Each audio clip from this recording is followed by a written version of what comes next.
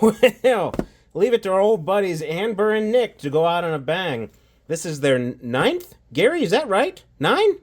Their ninth XX model they have released in 2024. If you factor in their other releases, they've pumped out at least one handheld a month with some change to spare. Now, some people get mad about that. Some people say, well, I just bought one and now there's another one and I want the new one. And that's valid, I guess, because if you're not 100% on something and then a brand new shiny handheld comes out, you're going to feel, naturally a little bit upset you don't have the new thing. You just have the thing that was new last month, and it's also just as good, but it's not brand new. But honestly, despite those somewhat valid complaints, I'm still here for it. I honestly think Anbernic and their delivery model for the XX line is good for the handheld ecosystem overall because you end up with a ton of choice as the consumer. If you have a mental illness like some of us in the server and you have to have all of them, I can see how you might, be mad because you're being bankrupted by your compulsions. But Anbernic is willing to explore with form factor on the same chipset over and over again. And that has led to, and I can't believe I'm going to even suggest this, but it has led to the handheld that might knock my 35XX SP out of the running for my favorite handheld of the year. Of course, we're talking about the 34XX. Oh, I think I got the Indigo one. And I did. Oh my God. That's beautiful. I mean, it's beautiful, but it's also just like flat out beautiful. Now, looking at this, you can obviously see it was heavily inspired by the original Game Boy Advance. Look at that. And just like the 35XX SP was modeled after the actual SP, the 34XX is obviously modeled after the regular Game Boy Advance, the candy bar one. I had one of these. My brother had one of these. It was ubiquitous in the early 2000s. And honestly, pound for pound, I think the Game Boy Advance might be one of the best overall systems that was ever released. Because you got to consider all the unique games it had, in addition to the fact that it was basically a portable Super Nintendo and got a ton of SNES re-releases. So obviously we're going to compare this to my original Game Boy Advance. What do you want to do, white or crystal? Let's do white. I think that might show better on camera. So right off the bat, it is essentially the same exact size. Yeah. And standing them up, I mean, almost identical. That's amazing. Even the back, it has a removable battery cover, which that's pretty unique for Anbernic, but I mean, even down to the placement of the screw holes. And this thing for the lanyard. Good job, Max. I'm really proud of you. You have a volume wheel down here? Is it a real wheel? No, it's like a switch, but my God, that's exactly the same. Power buttons in the right spot. I tell you what, they did a really good job. You can call me a shill all you want. They did a really good job. Even down to these random, pointless little plastic things on the side. Holy crap. And you see it has 4 buttons, because obviously you're going to play more than just, Game Boy Advance games on here. But the X and the Y buttons are the same color as the case. They kind of blend in. So if you're looking at them together, I mean, that looks like a Game Boy Advance. That's amazing. I think my only issue is the bezel on this, and you'll see it better when we have the screen turned on. The bezel on it isn't as curved. I would have liked to have seen the bezel maybe come down a little more, but I guess for a modern screen, you can't really fiddle with it too much. Man, even the start and select, is it the same font? Look at that. The power's in the same spot.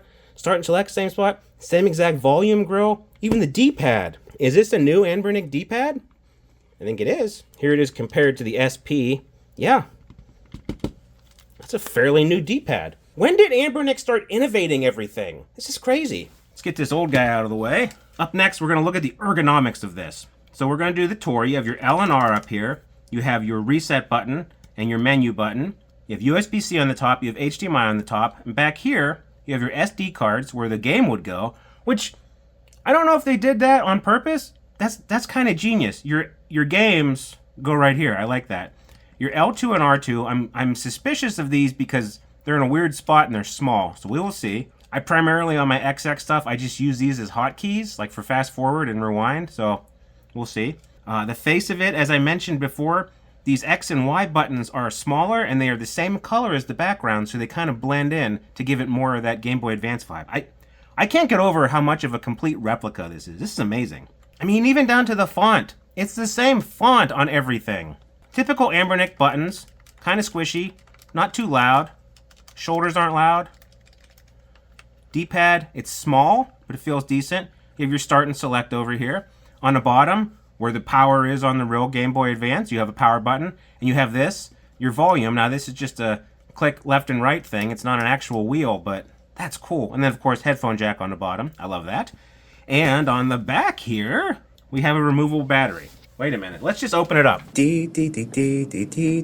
My RH branded iFixit in here. Let's see what we got. Looks like a size 00 Phillips head. Comes out easy enough.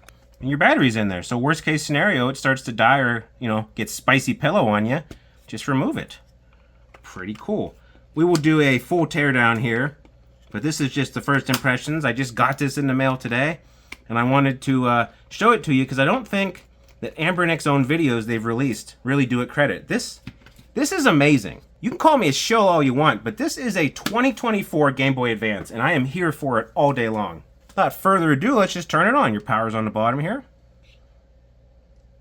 Got that LED light, I like that. So we're rocking our stock Anbernic firmware, which it has that disgusting button noise. The very first thing I do, I just turn that off. Button sound. Off. Ah, so much better. And let's, without further ado, let's play some Game Boy Advance games.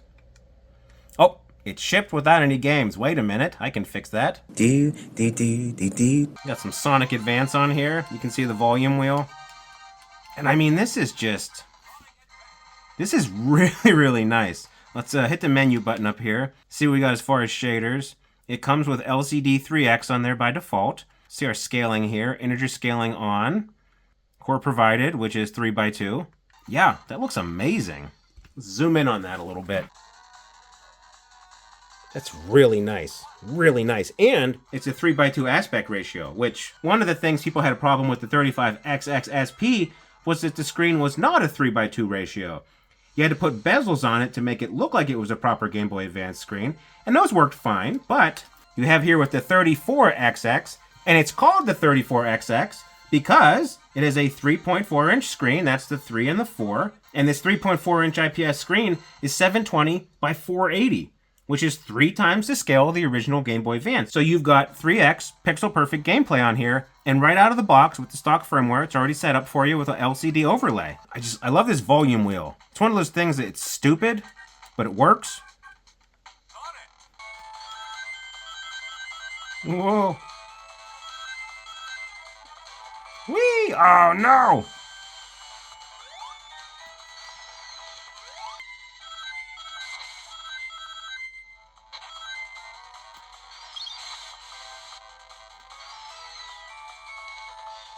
First impressions, the D-pad on here feels good. These buttons feel good.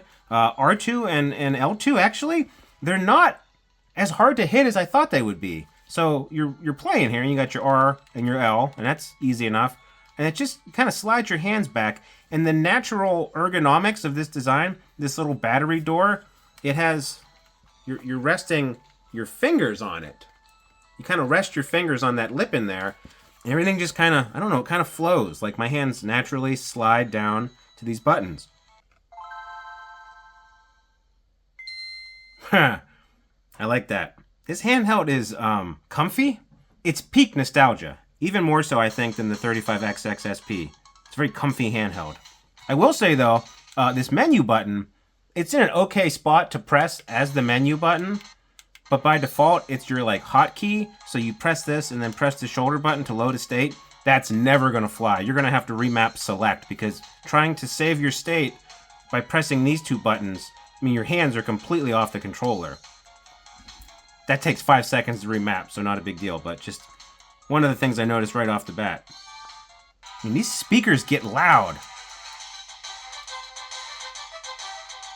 You naturally put your fingers on these divots and you kind of claw your hands around it. It might not be the best for a 12-hour gameplay session, but it's okay for some quick Game Boy Advance stuff. And since it's basically the same exact dimensions as the original, if you didn't have problems with the original Game Boy Advance, get out of here, you dang pterodactyl. If you didn't have hand cramping or ergonomic problems with the original Game Boy Advance, you won't here because it is basically a one-to-one replica. I love it. Oh, you shot me. All right, so you got to finish your video.